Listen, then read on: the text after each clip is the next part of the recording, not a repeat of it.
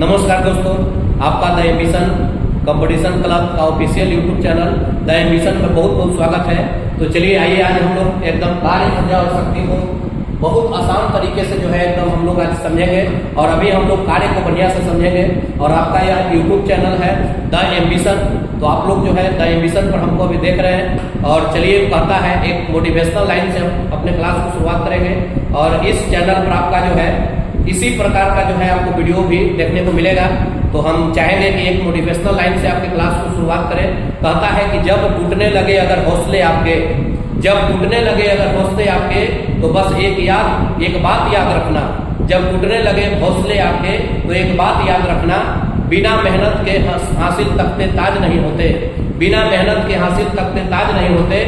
ढूंढ लेना अपने मंजिल को अंधेरे में, क्योंकि जुगनू कभी रोशनी के मोहताज नहीं होते। तो चलिए आइए अभी हम लोग आगे क्लास का शुरुआत करें। तो आज का टॉपिक हम लोग का है, आज का टॉपिक हम लोग का क्या है? कार्य ऊर्जा एवं शक्ति, यानी वर्क, एनर्जी एंड पावर। तो सबसे पहले हम लोग कार्य को समझेंगे।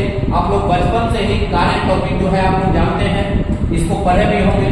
तो कार्य का मतलब क्या होता है, पहले एक बात हमको बताइए, कार्य का मतलब क्या होता है? जैसे आप लोग हिंदी में पढ़ते होंगे, हिंदी में आप लोग पढ़े हैं एक क्रिया पढ़े हैं, हिंदी में आप लोग क्या पढ़े हैं? क्रिया पढ़े हैं। अब बताइए, क्या क्रिया जो आप पढ़े हैं, जैसे खाना पीना, उठना जागना, सोना बैठना, हंसना रोना, ये सभी क्या कार्य इसको कर सकते हैं? तो देखिए, कहता है कि क्रिया का मतलब होता है जिसके हम अंत में ना लग जाए, बस पढ़ना को छोड़ करके। जैसे आपका हंसना हो गया, रोना हो गया, उठना हो गया, जागना हो गया, दौड़ना हो गया, बैठना हो गया, इस सभी को क्रिया कहते हैं। तो बताइए, क्या सोना कार्य है कि नहीं है? क्या पढ़ना कार्य है कि नहीं है?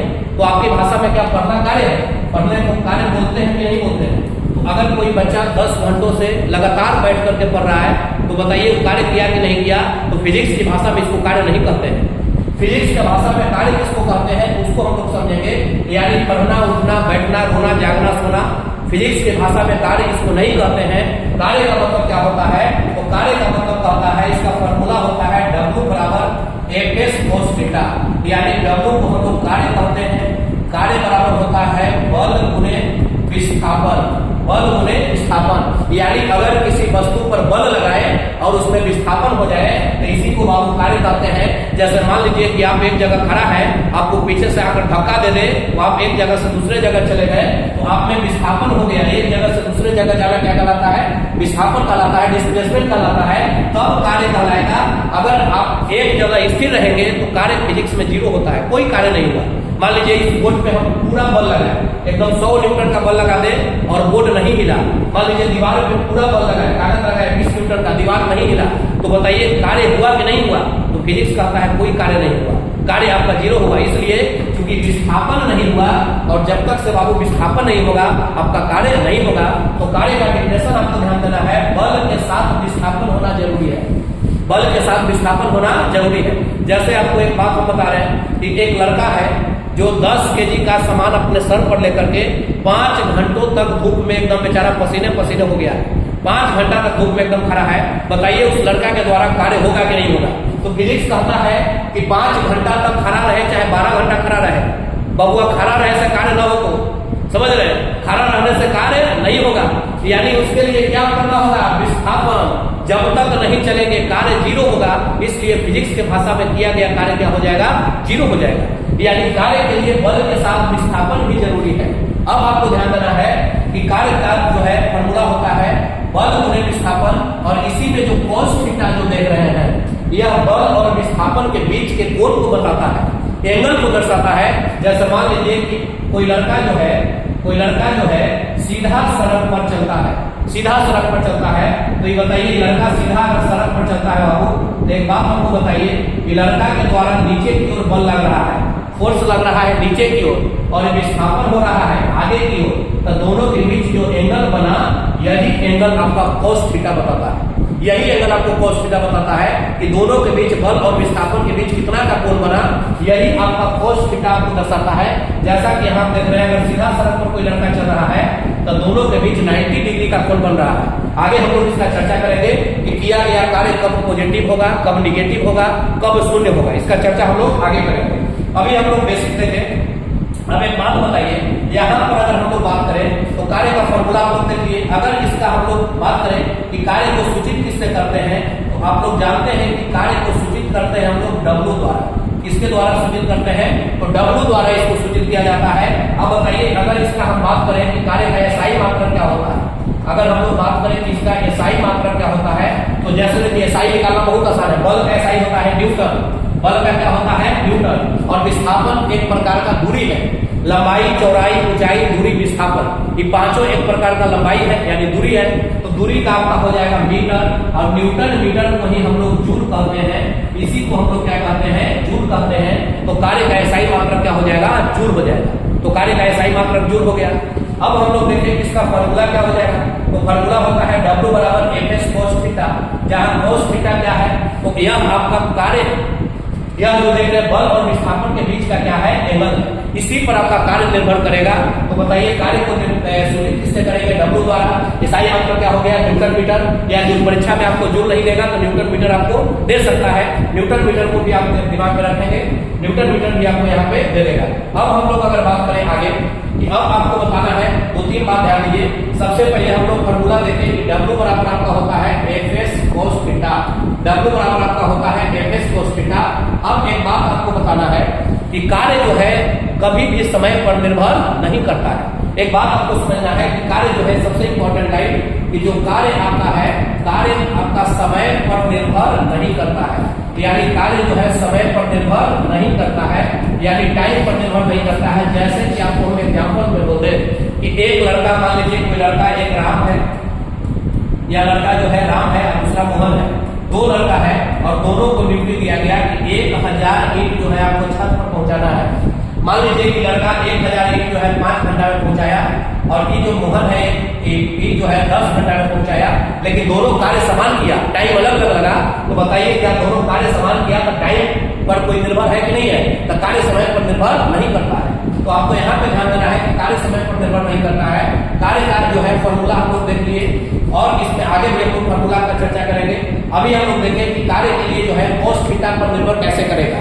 तो सबसे पहले आपको cos थीटा का वैल्यू आपको ध्यान देना है कि cos थीटा का वैल्यू क्या होता है। तो सबसे पहले अगर cos थीटा की हम लोग वैल्यू की बात करें तो पहला बताइए cos थीटा का, पहला बताइए 0 डिग्री, दूसरा हम लोग देखें 30 डिग्री, तीसरा हम लोग देखें 30 के बाद 45 डिग्री, 45 के बाद हम लोग देखें 60 डिग्री, 60 के बाद हम लोग देखें 90 डिग्री, और इसके बाद आपको ध्यान देना है 180 डिग्री। बस इतना से आपका काम हो जाएगा। पहले बताइए आपको cos 0 का वैल्यू कितना होता है, जल्दी आप लोग बताइए। तो cos 0 आप लोग जानते हैं, साइन को उलट दीजिए, साइन को कितना होता है? तो साइन आपका देखिएगा तो साइन 0 का वैल्यू होता है 0, और साइन 90 का वैल्यू होता है 1। तो इसी को उलट दीजिए तो cos 0 का हो गया 1, यहाँ आपका हो गया √3/2, यहाँ आपका हो गया 1/√2, यहाँ हो गया 1/2, यहाँ हो गया 0, यहाँ हो गया -1। तो वैल्यू आपको एकदम याद चाहिए। cos बताइए 0 का 1, cos 30 का √3/2, cos 45 का 1/2, और cos 60 का 1/2, और cos 90 का 0, और cos 180 का -1। यानी एक बात आपको समझ में आ गया कि कहीं पर भी अगर 180 डिग्री का कोण बनेगा, बल और विस्थापन के बीच अगर 180 डिग्री का कोण बनेगा तो किया गया कार्य क्या होगा बाबू? तो ऋणात्मक हो जाएगा। अगर कहीं भी बताइए अगर बल और विस्थापन के बीच 90 डिग्री का कोण बनेगा तो किया गया कार्य 0 हो जाएगा। अगर बताइए बल और विस्थापन के बीच 0 डिग्री का बनेगा कोण, या 30 या 45 या 60 बनेगा तो किया गया कार्य क्या होगा? धनात्मक होगा। अब इसी पर आपको हम अभी जो है कुछ प्रश्न दे रहे हैं, उसको आपको बताना है कि किया गया कार्य क्या होगा। जैसे मान लीजिए पहला क्वेश्चन आपको दिए कि कोई व्यक्ति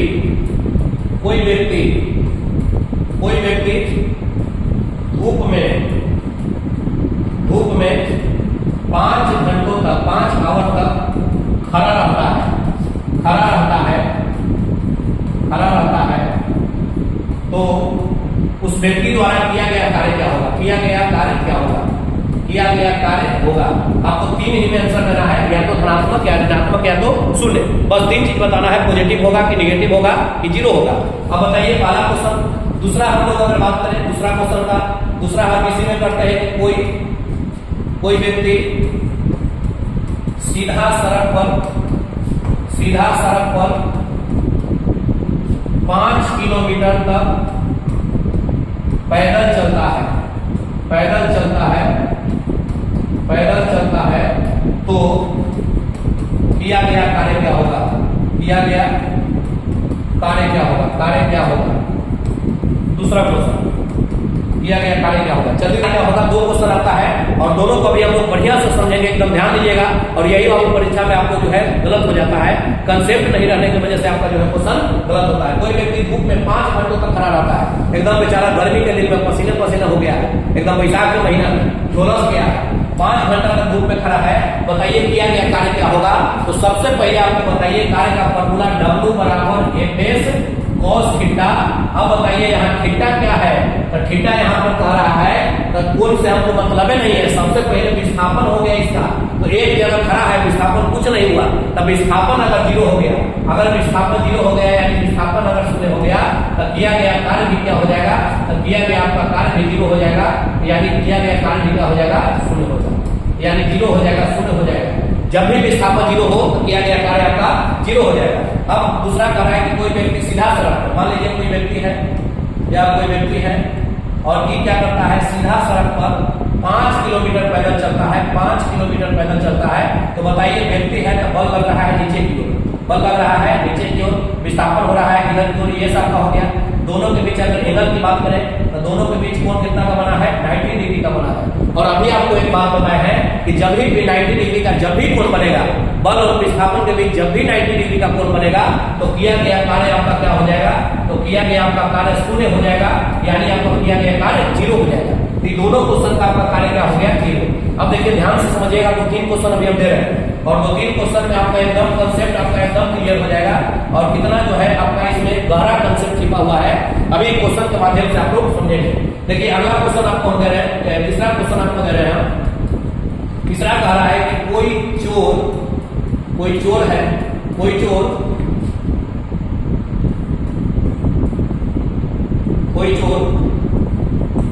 दीवार के सहारे, कोई चोर जो आपका है दीवार के सहारे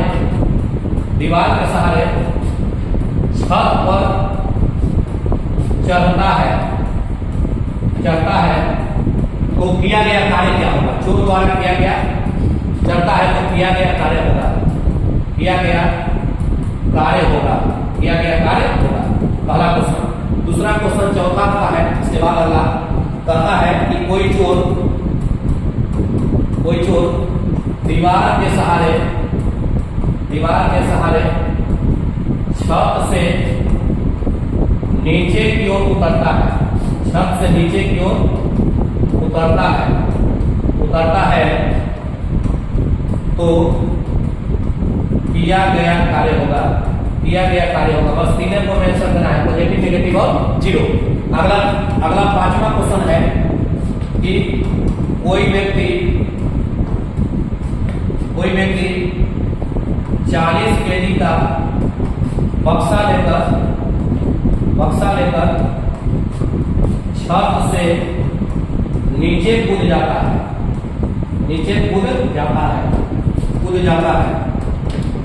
है तो किया गया कार्य होगा। देखिए 3 प्रश्न अभी दिए हैं और तीनों जो है आपका बहुत बढ़िया कॉन्सेप्ट वाला प्रश्न है। तीनों को एक बार ध्यान से देखिएगा, अभी हम जो है इसको बताने जा रहे हैं। पहला क्वेश्चन कर रहा है कोई चोर दीवार के सहारे, मान लीजिए यहाँ आपका सीधा दीवार है, छत पर आपको दीवार के सहारे, सीढ़ी के सहारे नहीं चढ़ना है, दीवार के सहारे चढ़ रहा है। मान लीजिए दीवार का खड्डा है और कोई चोर दीवार के सहारे आपका छत पर चढ़ जाता है, ऊपर की ओर चढ़ जाता है। और दूसरा क्वेश्चन कर रहा है कि दीवार के सहारे छत से नीचे की ओर उतरता है।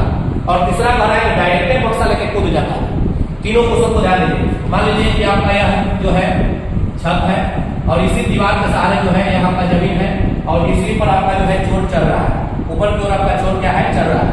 अब बताइए ऊपर की ओर चोर चल रहा है, ऊपर की ओर जा रहा है, तो एक बात बताइए यहाँ पे ऊपर की ओर अगर चोर जा रहा है तो एक बात बताइएगा, ऊपर की ओर अगर चोर जा रहा है तो इसका बल कहाँ की ओर लग रहा है, तो दीवार पे जब ध्यान दीजिएगा, इसको दीवार पे जब पैर रखेगा तो बल कहाँ की ओर लगेगा, नीचे की ओर। जब खड्डा पे पैर रखिएगा तो बल कहाँ लगेगा, नीचे।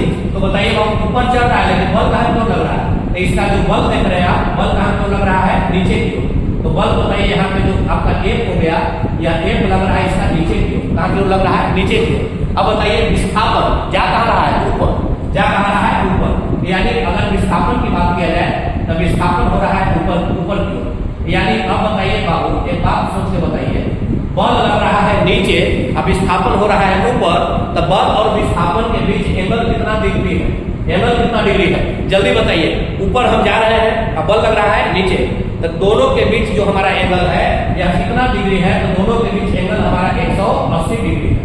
कितना डिग्री है? 180 डिग्री, अपोजिट है। हम जा रहे हैं ऊपर और पैर रख रहे हैं नीचे की ओर, तो बल लग रहा है नीचे, तो दोनों के बीच 180 डिग्री का एंगल है। और अभी आपको हम एक बात बताए हैं कि cos 180 का मान क्या होता है, तो cos 180 का मान ऋणात्मक होता है।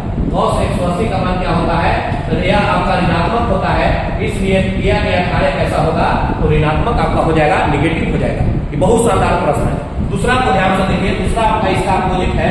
दूसरा कह रहा है कि कोई जोड़ दीवार के सहारे, मान लीजिए यह आपका दीवार है, इस बार जोड़ जो है ऊपर से नीचे जो उतर रहा है, नीचे उतर रहा है, तो उतर रहा है बाबू, तो बताइए विस्थापन कहाँ हो रहा है, नीचे, अब बल भी लग रहा है नीचे, यानी बताइए विस्थापन हो रहा है।